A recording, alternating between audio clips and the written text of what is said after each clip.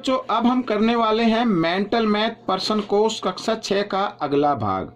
मैं हूं हरी सर और आप देख रहे हैं मेरा YouTube channel maths with Hari sir special Hindi medium के बच्चों के लिए।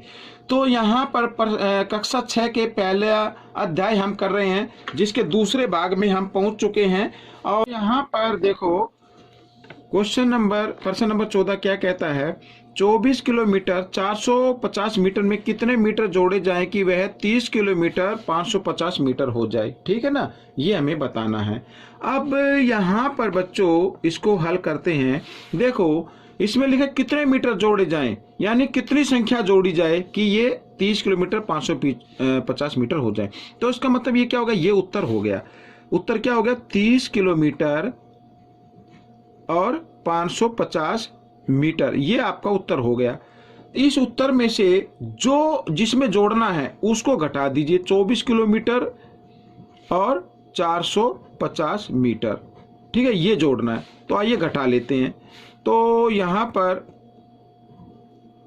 5 में 4 गया 1, तो 100 मीटर, और यहां पर 10 में से 4 गए 6, 2 में से 2 गया 0, तो 6 किलोमीटर। तो लिखा 6 किलोमीटर 100 मीटर जोड़ दिए जाए, लेकिन इसमें क्वेश्चन में क्या है, कितने मीटर जोड़े जाए, तो मीटर में चेंज करना है। ठीक है ना, तो यहां पर बच्चों देखो 1 किलोमीटर में कितने मीटर होते हैं, 1000 मीटर होते हैं। तो 6 किलोमीटर में कितने होंगे, 6000 होंगे। ठीक है, और मीटर में यहां से निकाला तो 6000 मीटर जमा 100 मीटर बराबर 6100 मीटर। तो देखो इसमें कहा है 24 किलोमीटर 450 मीटर में कितने मीटर जोड़े जाएं, तो इसमें अगर 6100 मीटर यानी 6100 मीटर जोड़े जाएं तो आंसर क्या हो जाएगा, 30 किलोमीटर 550 मीटर हो जाएगा। ठीक है बच्चों, रवि के पास 75,500 रुपए थे, उसने 5,350 रुपए गरिमा को दे दिए और 15,150 रमेश को दे दिए। अब रवि के पास कितने बचे, अब उसने दिए कितने, देखो यहां पर मैं थोड़ा छोटे तरीके से बताता हूं।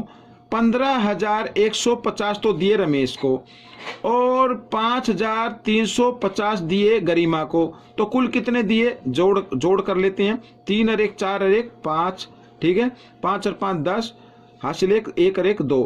तो यहां पर दिए 20,500 रुपए दे दिए। तो उसके पास कितने पैसे थे बच्चों, उसके पास थे 75,500 रुपए और दिए कितने उसने, 20,500 रुपए। अब उसके पास शेष कितने बचे, तो घटा दो। तो यहां पर आ गया बच्चों 5 और 7 में से 2 गया 5, तो 55,000 रुपए उसके पास बच गए। ठीक है, इस तरीके से छोटे तरीके से बता, पूरा डिटेल से मैंने नहीं लिखा है। अब देखो प्रश्न नंबर 16 क्या कहता है, प्रकाश ने 10 कापियां और 20 पेन खरीदे। ठीक है, 10 कापियां और 20 पेन खरीदे। यदि एक कापी का मूल्य 35 रुपए और एक पेन का मूल्य 10 रुपए हो तो उसने कुल कितने रुपए खर्च किए। ठीक है, कापी कितनी खरीदी, 10, कापी का मूल्य कितना है 35, तो इसको 35 से गुणा कर देना है और गुणा करके जमा करना है किसमें, पेन के मूल्य पर। तो पेन कितने खरीदे 20 और पेन का मूल्य कितना है 10, तो इसको 10 से गुणा कर दीजिए इस तरीके से। तो 35 दाई 350 जमा 20 दाई 200। ठीक है, दोनों को जमा किया, 350 और 200 होते 550, तो उसने 550 रुपए क्या कर दिए, खर्च कर दिए। अगला प्रश्न, अगले प्रश्न में लिखा है 3 अंकों की सबसे छोटी संख्या और 4 अंकों की सबसे बड़ी संख्या का योग बताना है। सबसे छोटा अंक होता है बच्चों, वैसे तो होता है 0, लेकिन 0 को अगर शुरू में लगाएं तो वो अंक नहीं माना जाएगा, तो हम 1 के पीछे लगाएंगे 0, तो 2 0, तो 1 2 3 हो गए, 3 अंकों की छोटी संख्या हो गई। 4 अंकों की सबसे बड़ी संख्या, सबसे बड़ा अंक होता है कितना, 9। ठीक है, ये हम इसको 4 बार लिख दें तो ये सबसे बड़ा अंक हो गया। तो इनका क्या बताना है, योग बताना है, इनको जमा कर दीजिए। तो बच्चों आइए जमा कर लेते हैं। तो आप इधर जमा करके देख सकते हैं बच्चों, गलत नहीं करना है। 9 9 9 और 1 10, ठीक है, हासिल 1 9 और 1 यहाँ पर 10, ये आ जाएगा बच्चों। यहाँ पर समझ में आ गया, तो इस तरीके से आपको जमा कर लेना है। तो यहाँ पर मैं ये लिख देता हूँ। अब देखो 1 लीटर में कितनी मिलीलीटर होते हैं, ये भी आपको मालूम होना चाहिए।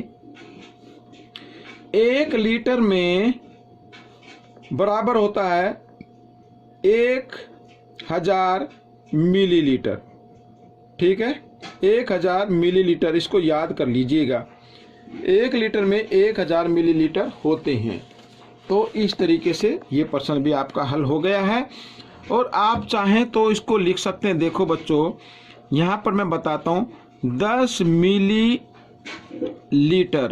10 मिलीलीटर का होता है 1 सेंटीमीटर। इस तरीके से आप इसको किताब में भी आपके में लिखा होगा, तो देख लेना। तो 10 लीटर लिखना था यहाँ पे, लीटर। तो लीटर बराबर होता है यहाँ पर 1 डेसीलीटर। ठीक है, ये मैंने लिख दिया।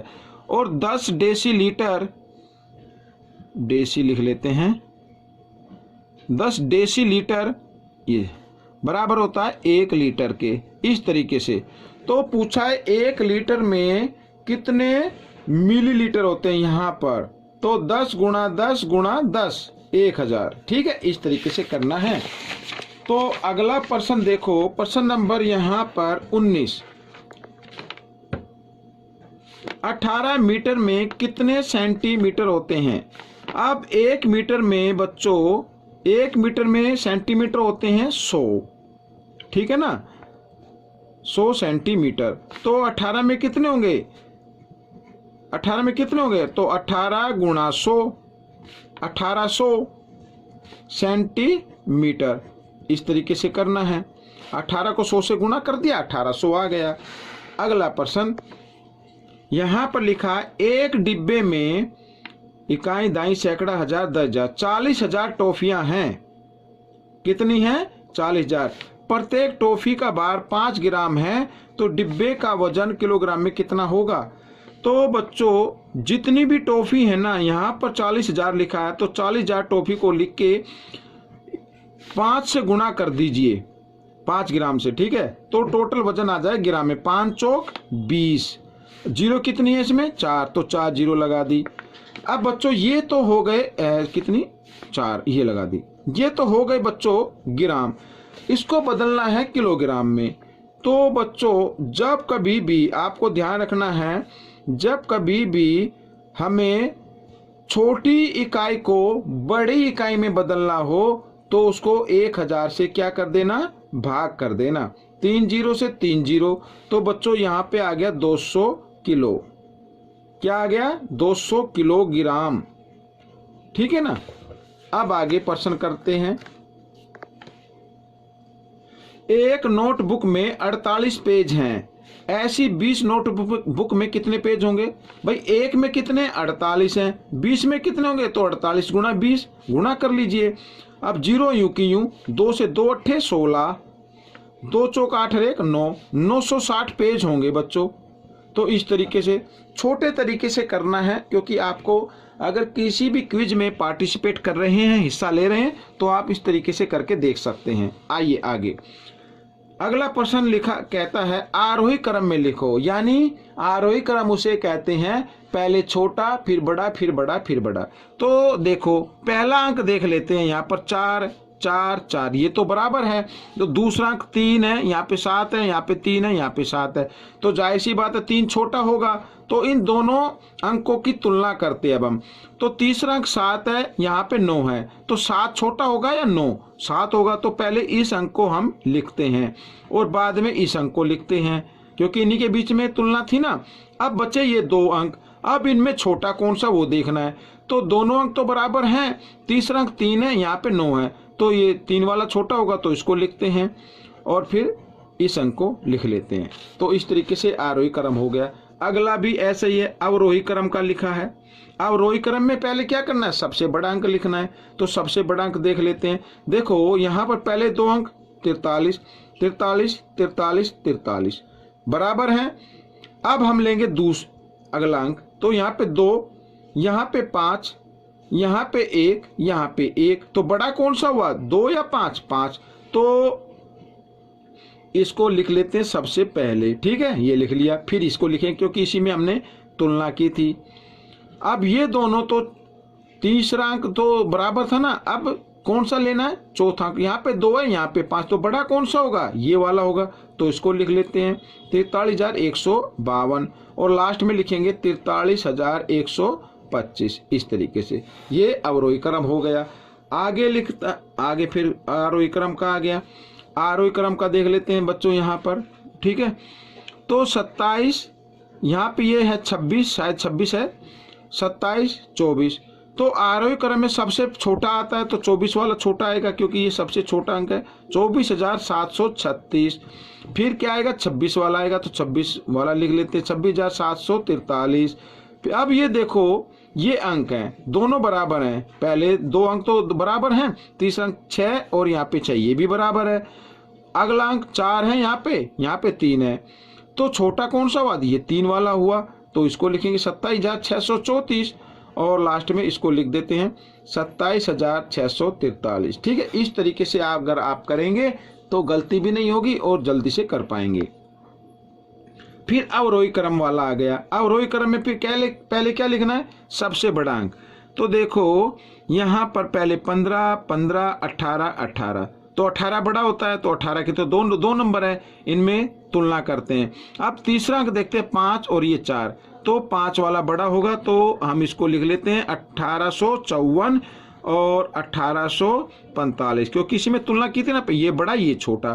फिर आते हैं इनके नंबर, तो इसमें सबसे बड़ा कौन सा होगा दोनों में। तो यहाँ पे तीसरा अंक 4 है, यहाँ पे क्या है 8 है, तो 8 वाला बड़ा होगा तो इसको लिख लेते हैं और लास्ट में लिखते हैं 1548। तो बच्चों ये प्रश्न भी आपका हल हो गया, तो ये भाग भी आपका हल हो गया है। आपको ये भाग कैसा लगा मुझे ज़रूर बताएं और इसमें से सीखकर दूसरों को सिखाना है। मेरी वीडियो देखने के लिए धन्यवाद और मिलते हैं अगले भाग में। तब तक आप इसकी प्रैक्टिस करते रहें, शेयर करते रहें, लाइक करते रहें। थैंक्स।